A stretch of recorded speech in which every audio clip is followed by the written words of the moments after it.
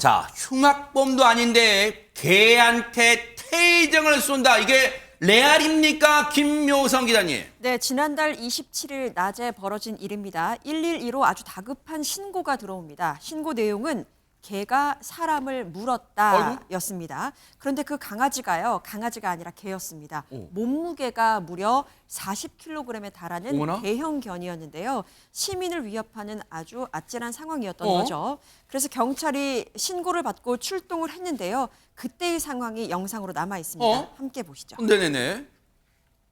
잡을 거 없어요? 잠깐만 기다리세요. 아니.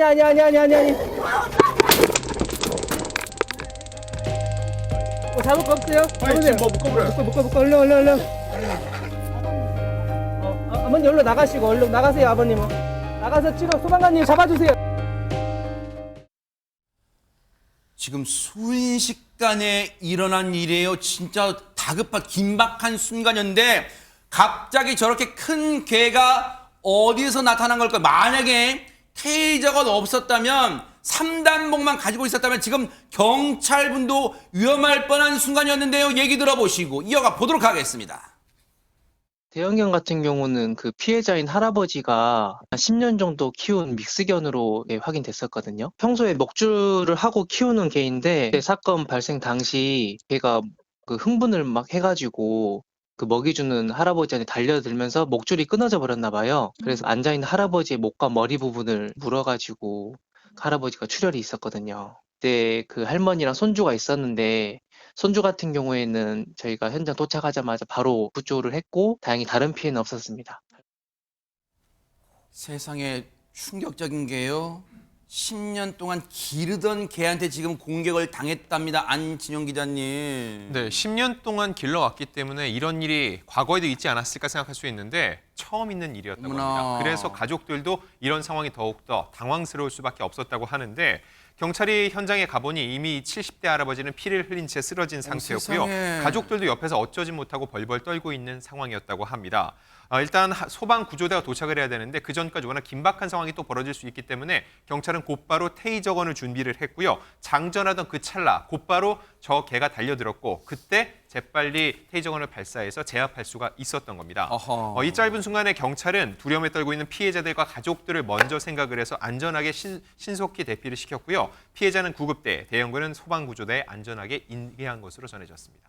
지금 주인분께서 70대 어르신입니다. 공격을 당한 부분이 급소 부분이에요. 목 부분이면 목 부분 세상에. 그런데 저 대형견의 목줄이 김현주 평론가님 어쩌다가 끊어져 버린 거예요. 그러니까 이게 워낙 대형견이다 보니까 목줄 자체를 굉장히 두꺼운 걸 하고 있었답니다. 그러니까 보통 개보다 한 2배, 3배 두꺼운 목줄, 로프 형태로 되어 있는 거 이걸 하고 있었는데 이걸 아마 오래 쓰셨던 모양이에요. 그러니까 이게 노후화가 돼가지고 힘이 가해지니까 순간적으로 끊어졌던 모양입니다.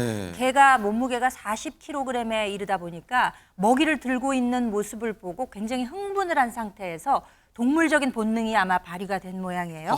그러다 보니까 워낙 힘이 세니까 일시에 이 목을 당기면서 목줄이 끊어졌던 것으로 보입니다. 세상에 저 대형견의 몸집이 얼마나 컸으면 현장에 출동한 경찰분이 상당히 놀랐다고 합니다. 얘기 들어보시고 이어가 보도록 하겠습니다.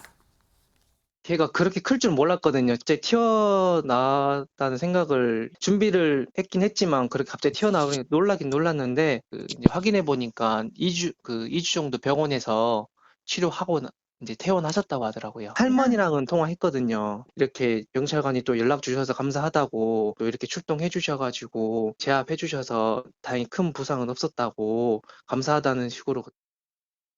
그러니까요. 할머니께서도 얼마나 또 감사할 거예요. 그 경찰분이나 소방관분들 더 늦게 오셨으면 어떤 일이 벌어질지 장담 못할 그런 상황이잖아요. 그런데 세상에 테이저건 이번 영상 보시면서 최진봉 교수님 많은 분들이 테이저건은 흉악범 제압할 때만 쓰는 줄 알았는데 저렇게 흉포한 동물에게도 쓸 수 있구나. 뭐 그럴 수 있어요. 네, 경찰에게 지금 지급된 게 테이저건 뿐이어서 그러기도 해요. 왜냐하면 테이저건 이제 맹견, 멧돼지 이런 그 동물들, 사람을 공격할 수 있는 동물들을 잡을 때도 제압할 때도 테이저건을 발사하고요. 사실 이제 우리가 마취총 많이 알잖아요. 네. 근데 마취총 어디에 보급이 돼 있냐면 소방청에 보급이 돼 있어요. 그래요? 그래서 소방관들은 소방 구조대는 마취총을 사용하고요. 경찰은 테이저건을 사용하게 됩니다. 그리고 네. 일반적으로 동물을 포획할 때 이제 보통 그물총이라고 해서 그물을 발사하는 거 네네. 있잖아요. 이건 아직까지 경찰에게 보급이 안 된 상태예요. 그러니까 민간에서는 활용을 하고 있지만 네. 경찰들은 말한 저런 상황이 되면 테이저건을 활용할 수밖에 없는 상황이란 말씀을 드리고요. 네. 현장에서 테이저건을 발사했다는 아까 인터뷰한 그 경찰관 같은 경우에는 평소에 계속 숙련되게 훈련한 그 훈련의 연습이 결국 안전하게 시민들을 도울 수 있는 기회가 됐다고 얘기를 하면서 네. 앞으로도 테이저건 발사를 통한 훈련들을 계속 해야 되겠다 이런 말도 덧붙였습니다. 네.